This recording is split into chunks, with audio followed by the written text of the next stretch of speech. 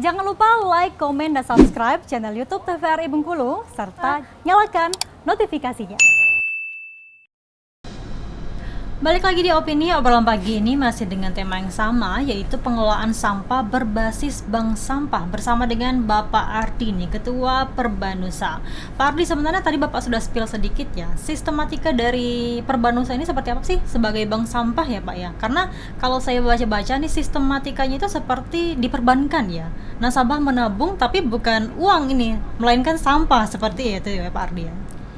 Jadi gini Pak, sistem bank sampah itu sebetulnya karena bank identikan dengan berarti ada uang di situ, Menabung seperti itu ya. Atau yang jelas menabung lah. Tapi kalau di bank sampah kan bisa menabung, mungkin tidak bisa meminjam. Bagaimana itu dijadikan? Nah, karena begini, setiap anggota bank sampah nasabah itu kan belum tentu mereka setiap hari bisa menghasilkan barang yang harus tidak terpilah itu dalam banyak. Jadi kita sistemnya menabung. Itu kemarin tadi saya sempat singgung, kalau memang mau banyak seolah aja kayak pemulung, tapi pemulung yang berkelas. Dan itu benar-benar menjadi. Jadi jangan malu misalnya kita jalan ketemu botol ambil.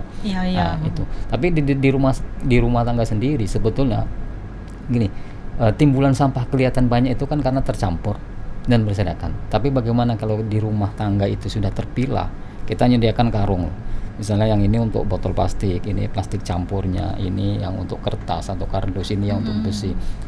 Itu mungkin dalam waktu 6 bulan aja nggak penuh karung kecil yang ukuran 20 kilo lah.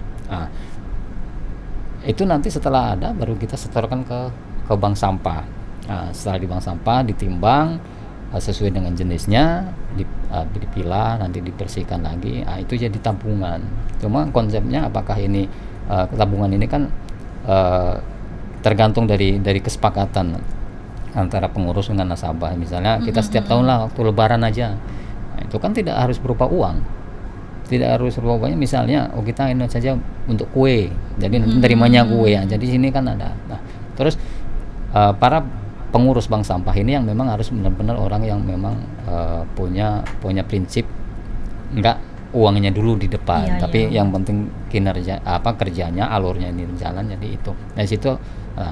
Kalau ada pertanyaan gimana terus pengurus ini bisa istilahnya paling tidak bisa menghidupi pengurus ini, ya itu kan ada selisih harga antara dari nasabah setelah dipilah atau dibersihkan kita jual ke pengepul atau ke kami, itu kan ada selisih harga.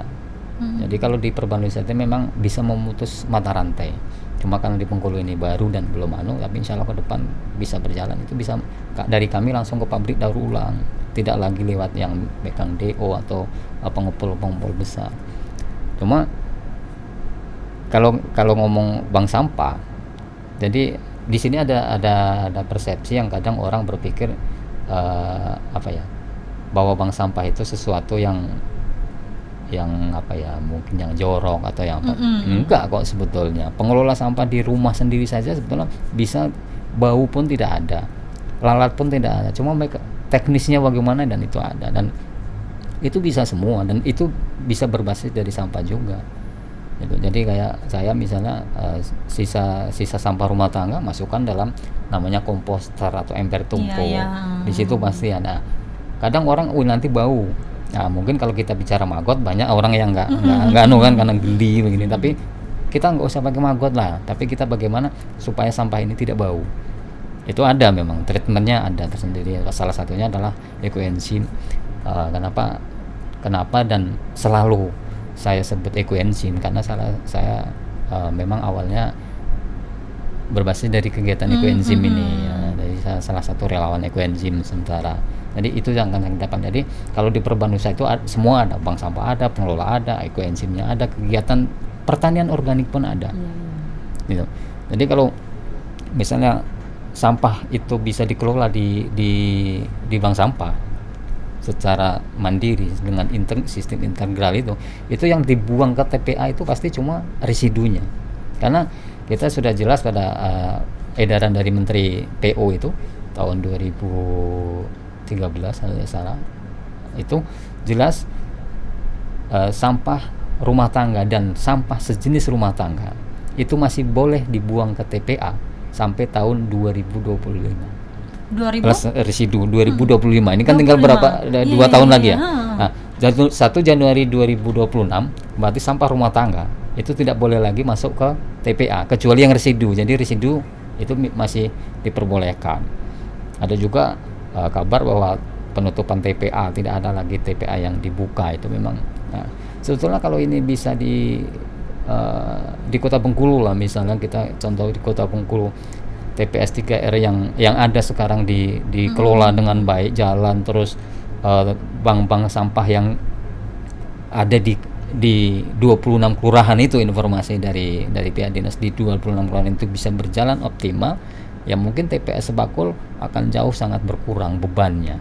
Karena TPS Sebakul itu kan sudah overload dan sistemnya masih open dumping. Aturannya itu memang sekarang tidak ada lagi TPA open dumping, landfill. Dan Kota Argamakmur yang salah satunya mempunyai TPA landfill, makanya tahun kemarin mendapatkan Adipura. Nah, bagaimana itu semua itu ya, yang jelas itu mindset masyarakat tentang sampah, bahwa sampah itu bukan sesuatu yang masalah kalau memang dikelola, tapi kalau tidak dikelola ya masalah. Nah, masalahnya memang perlu ngobrol bareng lah, dinas, Antara DLH, pemerintah dan juga pemerintah, dari relawannya masyarakat, relawan, pihak swasta pun pasti terlibat, karena ada kewajiban-kewajiban semua. Jadi kadang kayak sekarang di Kota Bengkulu itu kan mungkin di kota akan lebih bersih, tapi sampah itu kan cuma dipindahkan ke satu titik namanya TPA ya. Apakah TPA ini tidak bermasalah? Pasti bermasalah. TPA itu salah satu penyumbang gas rumah kaca terbesar, itu TPA, kan di situ sampah organik dan anorganik tercampur jadi satu. Itu memang sih minta maaf karena para pekerja yang memang memilah sampah untuk kehidupan, misalnya biasa disebut pemulung yang di TPA memang banyak, tapi bagaimana mereka diberdayakan di TPS 3R, di bank sampah, ayo bareng-bareng. Dan ini yang memang jadi permasalahan di seluruh Indonesia dan bahkan di dunia, karena pengelolaan itu juga butuh teknologi. Benar. Memang butuh biaya yang sangat besar. Cuma yang kami sayangkan, beberapa sarpras yang sudah dibangun oleh pemerintah akhirnya tidak jalan. Karena hitung-hitungan kami, kalau 9 TPS 3R yang ada di Kota Bengkulu ini bisa jalan, insya Allah lebih dari 60% sampah ini terkelola di TPS 3R. Ya, bagaimana kita akan menyelesaikan itu? Kita tidak bisa bicara cuma dengan DLH. Ya, kita sudah bank sampah sudah jalan dengan pilahnya, kita berarti itu adalah ranah, kalau sampah berarti DLH. Tapi di situ kan ada industri, ada kerajinan yang bisa didaur ulang untuk kerajinan, terus yang organik jadikan kita bisa bilang organik, jadikan pupuk organik, baik yang padat dan cair. Siapa yang ya pertanian. Terus nanti ada juga ini jual pupuk ini ya pasti perdagangan. Nah, inilah perlu sinergi. Bagaimana kita harus bisa membuang namanya ekosektoral. Tapi ya mungkin butuh perjuangan yang sangat, dan Perbanusa tidak akan bisa mencapai itu tanpa dukungan dari masyarakat, kerjasama dengan dari pemerintah juga dari pihak swasta. Ya, kalau kami, karena bekerja kami sifatnya sosial, kami tidak punya anggaran untuk sesuatu yang tapi kami akan berusaha semaksimal bagaimana sih mengedukasi masyarakat. Dan alhamdulillah beberapa titik yang memang menjadikan contoh itu perlahan-lahan sudah jalan. Cuma kebanyakan bank sampah masih kepada yang anorganik. Anorganik yang nilainya ekonomisnya tinggi. Karena kan bisa dibuat kerajinan gitu kan. Selain itu bisa kerajinan, dijual itu harganya juga, memang ada nilai. Tapi bagaimana sampah yang anorganik, yang non ekonomis atau ekonomisnya kecil kayak kantong asoy atau bekas-bekas kemasan apa, itu kan bisa sebetulnya didaur ulang atau dimanfaatkan banyak sekali. Ada mesin pirolisis pengolah BBM, ada sekarang RDF, bagaimana sampah itu dikeringkan dengan proses itu bisa menjadi bahan bakar untuk PLTU maupun pabrik semen. Tinggal bagaimana, memang semua ya butuh proses dan proses itu tidak serta-merta dalam waktu 1 bulan 1 tahun itu. Apalagi ini kan banyak lingkupnya kan berbeda-beda, karena satu kegiatan di satu daerah diterapkan di daerah lain pun kadang susah. Itu. Benar. Jadi kalau saya sih sempat ngobrol dengan beberapa pihak, saya bilang, Pak, yuk kalau misal pingin studi banding nggak usah jauh-jauh lah, di daerah Sumatera ada loh, misalnya yang untuk studi banding kalau memang tidak paham. Karena banyak para pengelola TPS 3R ini yang saya temui baik di kota maupun yang di Bengkulu Utara, di Kepayang, di Rejang Lebong itu, mereka ada sarana prasarana tidak jalan karena satu, mereka berpikir pada modal awal untuk menjalankan itu.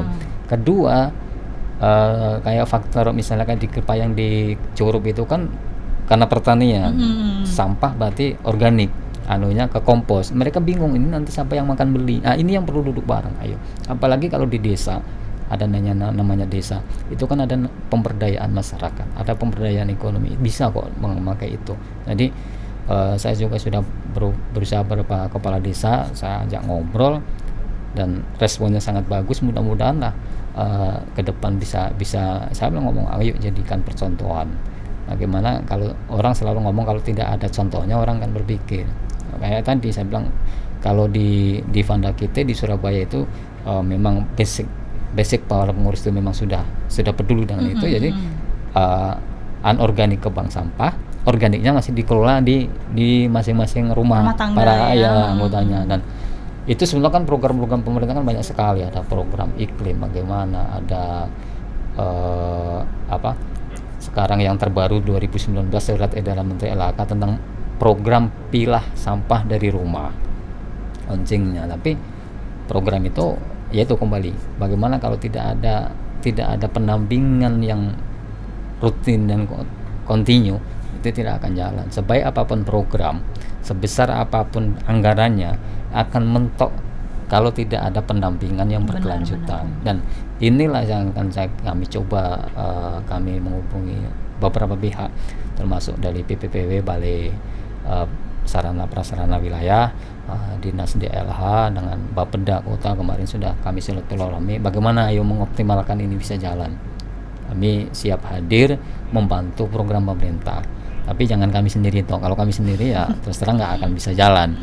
Paling nanti ditanya kamu siapa, lu siapa. Dan itu hal yang sangat wajar. Itu sih, Mbak. Balik-balik perlu ada pendampingan dan juga edukasi ya Bapak ya kepada masyarakat. Itu yang lebih penting bagaimana merubah mindset masyarakat ya, tentang tata cara pengelolaan sampah. Jadi masyarakat, makanya segini, kami selalu tidak menggunakan kata-kata menyediakan tempat sampah.